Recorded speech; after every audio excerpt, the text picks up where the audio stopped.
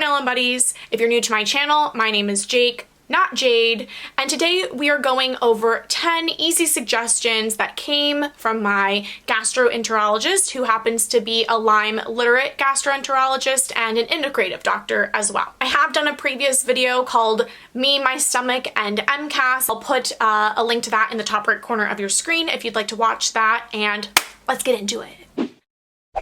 Okay, so the first suggestion he had for me was to chew your food very, very well.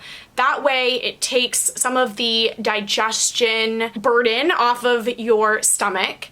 And if you have an inflamed stomach, gastritis, that would be helpful.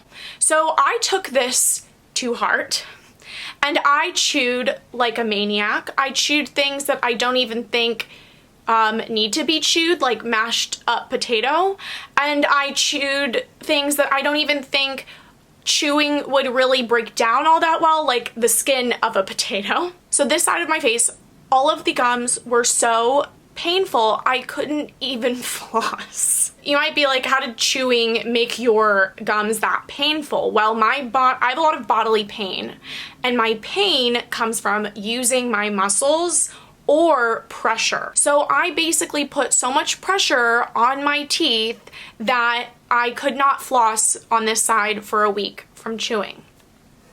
I went a little Rambo on my chewing.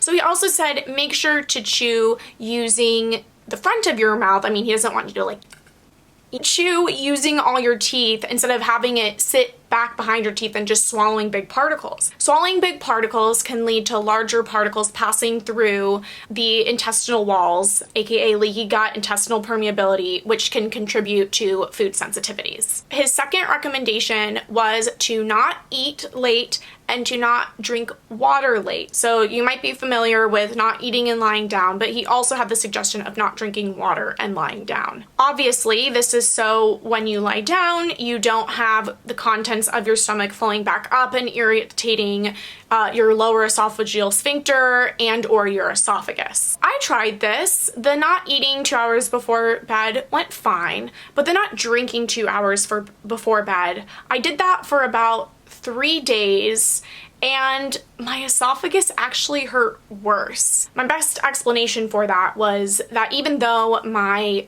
stomach was fairly empty or empty enough to lie down, I still was experiencing backflow of stomach acid that wasn't diluted like it would be if I had drank a lot of water before bed. And so when that flowed back, it did irritate my lower esophageal sphincter. So I kept the no eating 2 hours before bed, but I got rid of the no drinking water 2 hours before bed. His third easy suggestion was to drink 2 to 4 ounces of warm or hot water 10 minutes before eating, and that will signal to your digestive tract that food is coming and to just get all the juices flowing. It's like, you know, you stretch before you go on a run, or do you warm up before you stretch? So just like you warm up before you go on a run, you warm up the GI tract before you put food in your pie hole. So I tried this. I don't really think it did anything positive or negative, so I stopped doing it. So his fourth easy suggestion was to avoid mint, green tea, and onions. I did ask if cooked onions were okay. He did say yes because they're less caustic to the upper GI tract. And I was already avoiding mint and green tea because of histamine anyway. I don't know if mint is histamine, but green tea is histamine. I don't think it's a coincidence that the word mean is in histamine.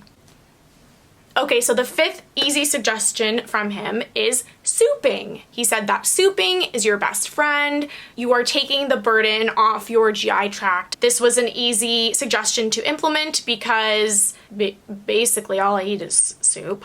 Also, I really don't like sauteed vegetables. I prefer it in a soup. Hi, my name is Jake. I'm 26 and vegetables are still gross. Okay, so the sixth easy suggestion is to chew gum for 5 to 10 minutes after you eat to continuously tell the GI tract that we are going on a one-way street. This might be hard to implement if you have mast activation syndrome because obviously a lot of gum has chemicals and different things that you could react to. I tried one piece of the gum. It was hard at that time to decipher what I was reacting to, so I did not continue on the gum, and I have not picked up with the gum just because I can only try one thing at a time so I can tease out what I'm reacting to. Lucky number 7.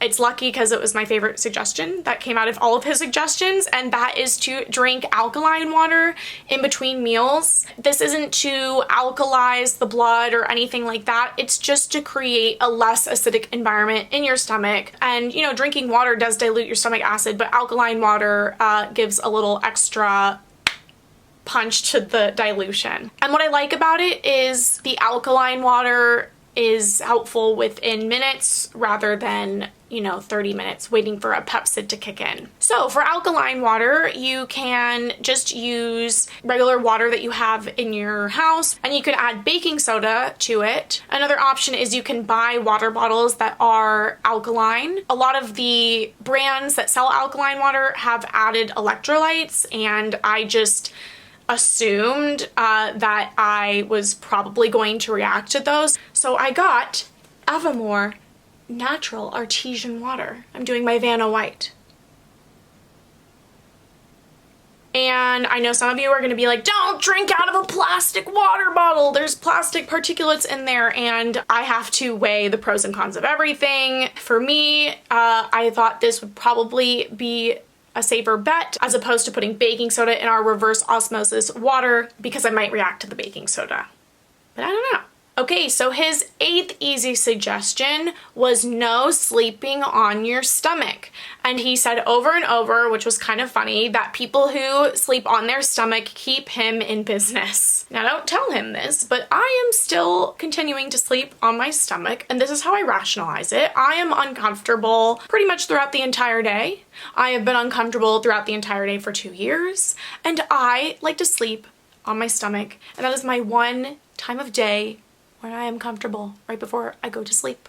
Also, I'm comfortable while I sleep because I'm not conscious. Okay, and his 9th easy suggestion was to take Pepsid or any other H2 that works for me. I take Pepsid, and I'm like the queen of Pepsid, so I already knocked that one out of the park. That's a tiny little bat. Is that better? And finally, our last one, number 10. I don't know why I've put up my fingers every single time, like you can't count, or I'm a toddler, or you're a toddler, but he wanted me to take an amino acid supplement, and basically the way he explained it to me is that with leaky gut or intestinal permeability, you can imagine the lining of your gut as a brick wall, and you basically have bricks that are missing, and the amino acids are the building blocks that will help you refill in that brick wall. So are they the mortar? I've done a lot of bricklaying pre-illness. So I tried that. I took 1 capsule and I had a mast cell reaction to it, unfortunately, with burning nerve pain all over my body, but that's to be expected. At this point in time, I literally react to veggie capsules with burning nerve pain all over my body. So if you found any of this helpful, make sure to give this video a thumbs up so I know to make videos like this in the future. And if you have any helpful suggestions for GI symptoms, please leave those in the comments below. I would love to read them, and I'm sure lots of other viewers would love to read them as well. And subscribe to my channel if you haven't already for more of democratizing healthcare. Piper, what do you do to maintain your GI health? I never sleep on my stomach, unlike you. Shh, Piper, keep that on the DL.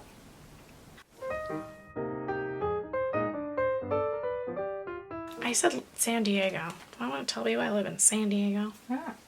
I don't know. Is it, could try to murder me? No. Okay.